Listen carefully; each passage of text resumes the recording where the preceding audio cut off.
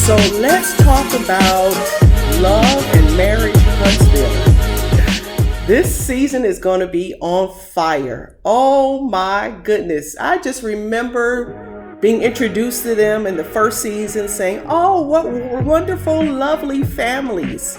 And to see how the drama has escalated so let's get right into the last episode.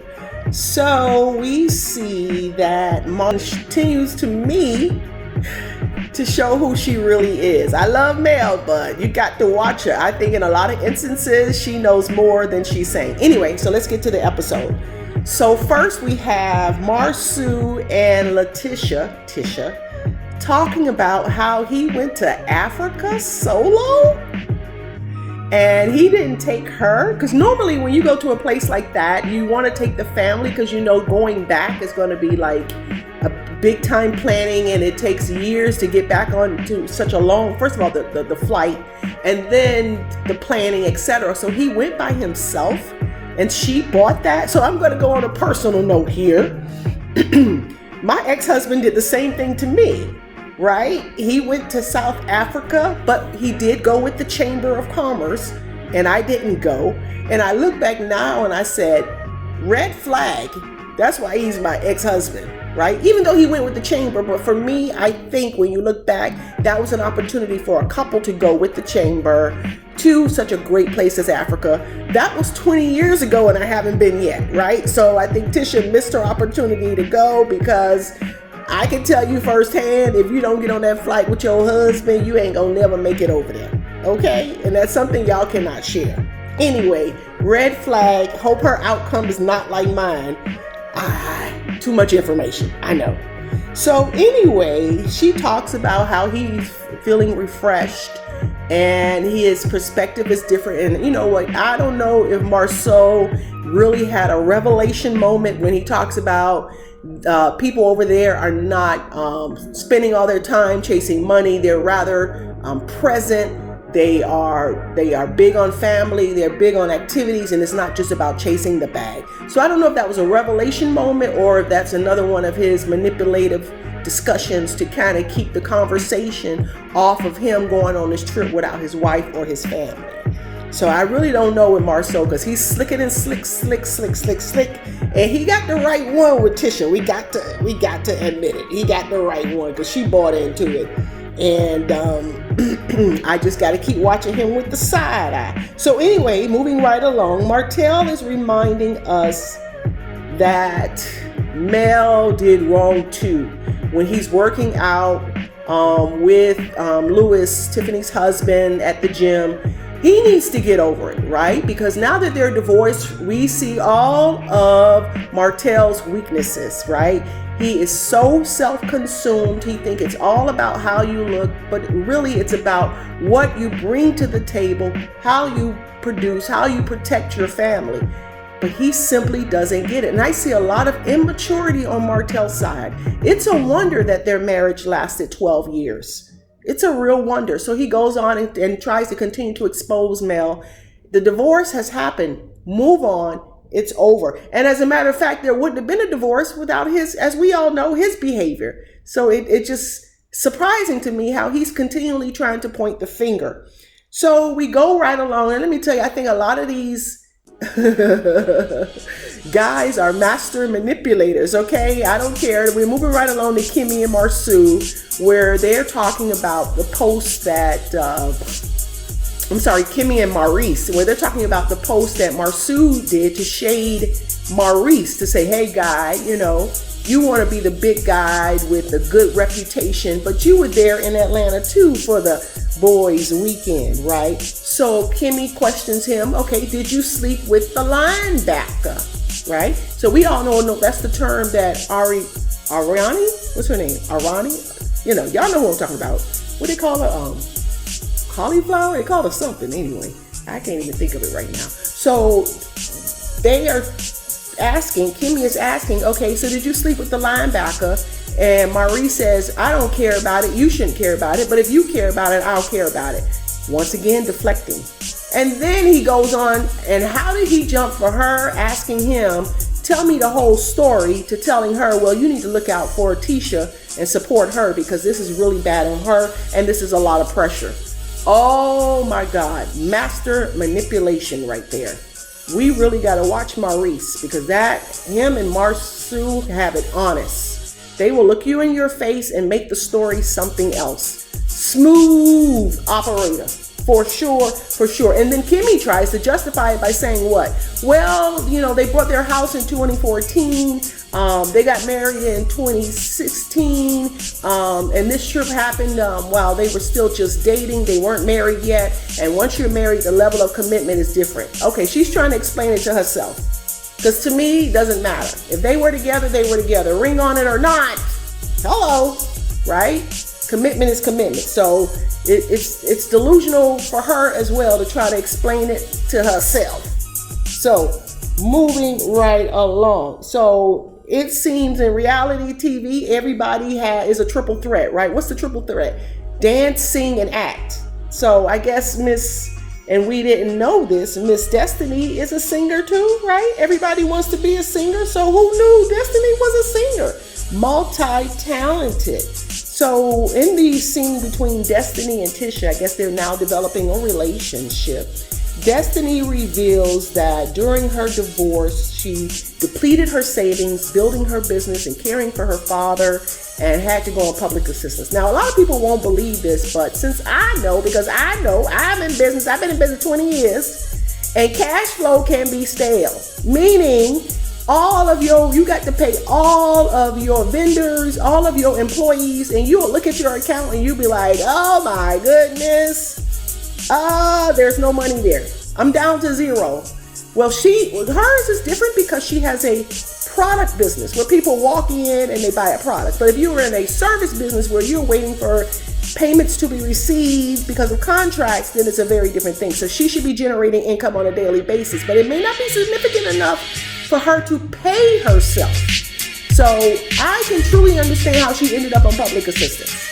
I really can. Especially if she was trying to do a business. She was single, a parent, a head of a household. You can get to the point where you can't even pay yourself and own a business. You'll be surprised how many business owners miss payroll. Meaning miss payroll, the inability to pay themselves, but they're paying their whole staff. So that is believable for me. She was able to overcome it, and look how things work out. That's right. Let me tell you, the beauty of that story is you keep plugging away and eventually everything will fall into place. So now she's even pursuing one of her dreams. So we go on to say that she reveals that Mel doesn't believe Tisha is her friend. And I think Mel is really overreacting with Tisha. I don't see what Tisha did that was so harmful to Mel that Mel has literally cut her off. If you guys have something, let me know. Put it in the comments because I don't see what Tisha did that was so damaging to Mel. I don't see it. I think Tisha's just trying to keep her head above water with Marceau and hold a straight face because he's being attacked So for her to totally cut her off, I don't get it. Maybe they weren't really good friends. I don't know. Or maybe she just wants to cut away that part of her life and cut away people that constantly remind her of Martell. Maybe that's a part of it. I don't know. So we will have to see. And how she also cut off Destiny. So for me, I don't know. I gotta understand. So anyway, we're moving right along. Mel is kind of saying she invited Kimmy to kind of see how she's doing since the social media post. And Kimmy explains she's doing fine. And Mel kind of asked her, are you sure he didn't cheat? So this is where I believe Mel knows a lot more than she's revealing. And it goes back to that statement about misery loves company. I just don't know about Mel right now because this is the same question she asked Tisha, right? Tisha. I keep messing up her name. This is the same question. How do you know? Are you sure that Marceau didn't cheat? So now she's asking Kimmy, are you sure Maurice didn't cheat? And the $1 million question she said to Kimmy, so if he did cheat, what you gonna do? And Kimmy said, well, that's a deal breaker for me. So Mel is good at planting the seed, right? That all that glitters is not gold, and you think your relationship is all that, but I can tell you more. Because birds of a feather flock together. That's truly what Mel is insinuating here. So I continue to give Mel the side eye. I believe Mel knows more than she is revealing. And I believe that Mel is trying to get Kimmy to be like Tisha, right? Insecure, question her marriage. Or maybe she's trying to tell her, open your eyes, girl. Open your eyes. There's more to the story. I don't know, but I was like, Mel is shady. And she's having this pajama party that she invited Kimmy to while they were eating. And she clearly said Destiny and Tisha are not invited. The shade of it all, right? They are not invited. Oh my gosh. She is really driving in. Wow. So the producers let her get away with that. I guess we'll know when we see the next episode whether or not that's the case, because that's the good part of the story. Are they bringing in new people? Is she trying to replace them on the show because she's done with them? Because we know Mel has a lot of power on this show. So we will see. We will see. So they go to another scene where Marsouze brings everybody together, and we get to see the other brother, Maurice and Marsouze's other brother and his wife. And they all get together, and Kimmy just straight up asking, why did you post that picture on social media? And Marsouze was, he was honest. He said he thought it was funny. He wanted Maurice to get the same flack from his wife that he was getting from Tisha. But of course, Maurice and Kimmy didn't think it was funny. I thought it was hilarious because all during the reunion, as you may remember, Maurice was like, I'm innocent, I'm innocent, I'm innocent. I didn't do it. I wasn't there. I don't know what they're talking about. But clearly he was there. He looked like he was having a good time when you see that picture. So it was funny as heck. But I guess Marsouze didn't think about the backlash. Because, men don't think about backlash. They just gonna do what they gonna do. Right? But I honestly believe there's more to this story than Maurice is letting on, and Mel is trying to drop the hints so that Kimmy can kind of understand what's going on, right? So, but let me tell you, we got to watch Marsouze and Maurice because I think they're cut from the same cloth. For Maurice to throw his brother under the bus, that's deep, because that means he doesn't care about the consequences and repercussions.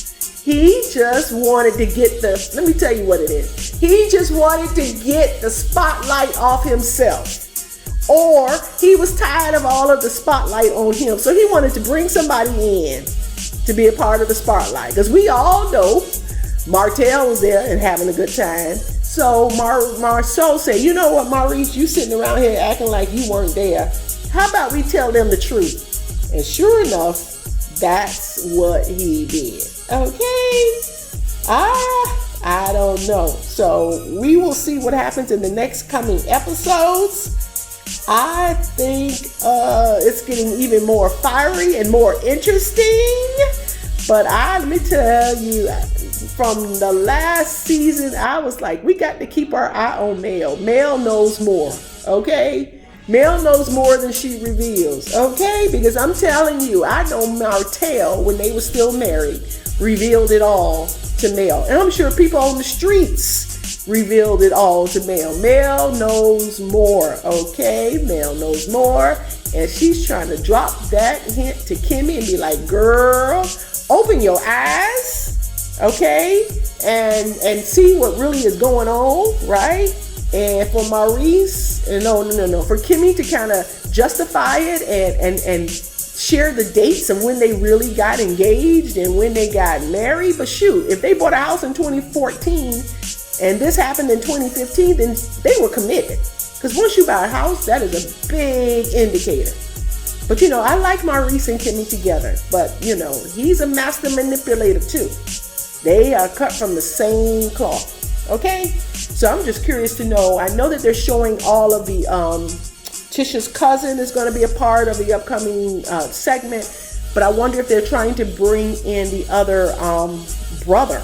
Their dinner at the brother's house, but we got to see how that all plays out. And I just got one little comment. His wife knew they wouldn't be on TV, so she should have did something better than the Braves. Okay, that's the only thing I want to say. I know I would try to, in the boardroom we try to keep it kind of, professional but funny. And that's just the one little comment that I had to stick with. I know she's not one of the main characters, but gosh, if TV is coming into your house, come on, woman of the house, dress it up, look like something. Come on, don't make that mistake. Anyway, sorry, I'm going off on a tangent. Anyway, thank you for stopping by. Don't forget before you leave to hit the like button, hit the subscribe button, and the notification button so you will know when I will post again. And look at me being more consistent. As you can see, I'm losing my voice. So thank you so much. I am the Chatty Chairwoman. Have a good day. Bye-bye.